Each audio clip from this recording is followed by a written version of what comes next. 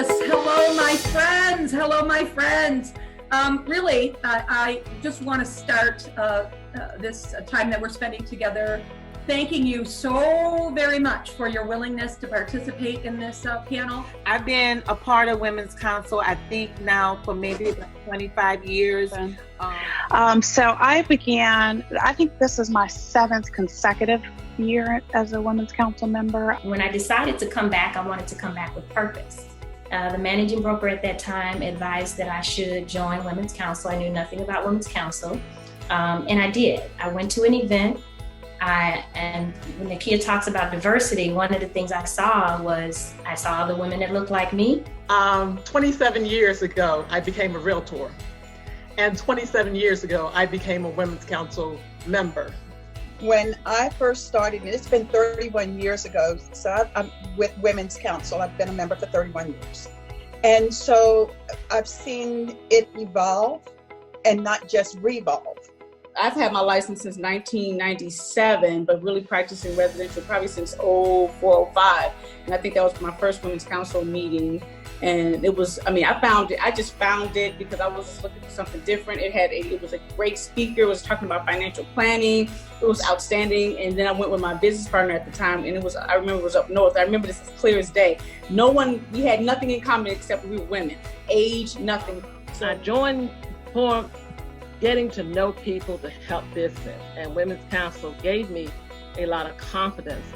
Okay, so I've been a member of Women's Council since 2013. I got my real estate license back in 2001, and I can remember being invited to a Women's Council event somewhere on the north side of Chicago, Sarah.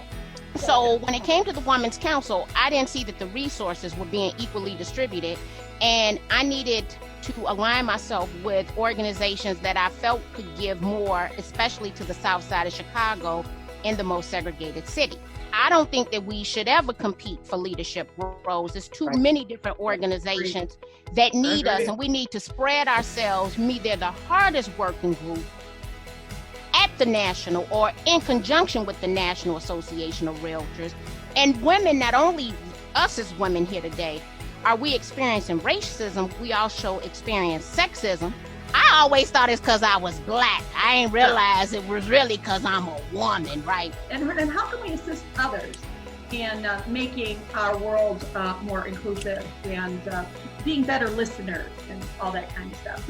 When you look at what Women's Council has given, I think when I went in as local chapter at the time, was president, there was misconception. You can see the preconception of how I was personally because I was black, how it may be, and how people started gathering around me just in case I could not do the job. They automatically assumed I could not do the job. I had either less intelligence or less ability to lead. Even though I had been 11 years in management, they decided I could not. So I was always in the proofing stage. And so once I started, and I've always been in education. So when I mentioned education, I got as much education, I got as much designations, I did as much job in committee work with Women's Council as with my local. And when it came to a time when they wanted someone to be state president, they asked me to run for state. That's right. I am introduced in my state as the first Black president. They don't leave that off.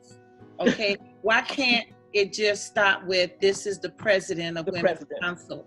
It's always that tag.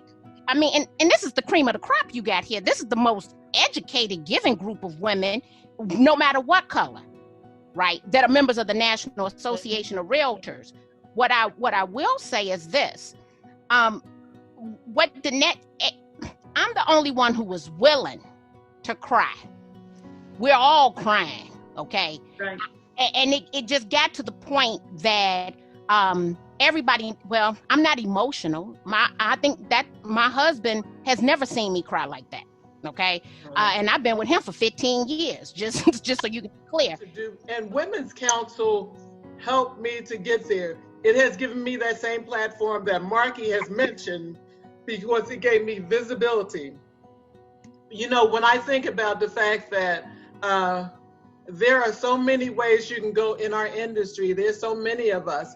But once you become a member of this family, It's a little bit different. And I won't say everyone has the same experience. Every woman of color has the same experience, because they don't. Right. Even in my local network, I've had an occasion where that didn't happen. But I say, on the whole, I've always said this, that I have seen more welcoming and diversity in Women's Council than any other aspect of NAR, of any of our industry. So, you know, I think that all of the things that we're talking about here, and I internalize them, I believe them.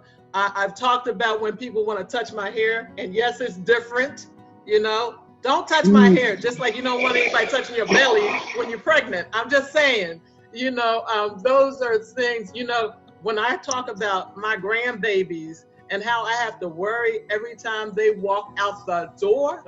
And I'm not just saying about my grandsons or my son, I'm talking about my granddaughters too. When I have to give them the talk about what to do if you're ever or whenever you're stopped,